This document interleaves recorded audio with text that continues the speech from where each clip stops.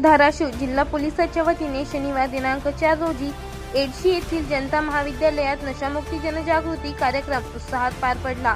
युवा पिढीला व्यसनापासून दूर ठेवण्याच्या उद्देशाने आयोजित करण्यात आलेल्या या कार्यक्रमात सुमारे 700 शालेय व महाविद्यालयीन विद्यार्थी, 4 प्राध्यापक आणि 20 शिक्षक उपस्थित होते। कार्यक्रमात विद्यार्थ्यांना गांजा, अफरू, ड्रग्ज तसेच विविध प्रकारच्या अंमली पदार्थाच्या आणि नशेच्या गोळ्यांच्या सेवनामुळे होणारे शारीरिक, मानसिक व सामाजिक दुष्परिणाम याविषयी सविस्तर माहिती देण्यात आली। व्यसनमुक्त जीवनशैली स्वीकारण्याचे आवाहन करत विद्यार्थ्यांना कायदेशीर बाबीसह आरोग्यदायी भविष्याचे महत्त्वही समजावून सांगण्यात आले। हा जनजागृती कार्यक्रम उपविभागीय पोलीस अधिकारी साईनाथ ठोंबरे यांच्या मार्गदर्शनाखाली पोलीस निरीक्षक गीता बागवडे व सहाय्यक पोलीस निरीक्षक दीपाली पाटील यांच्या नेतृत्वात आयोजित करण्यात आला।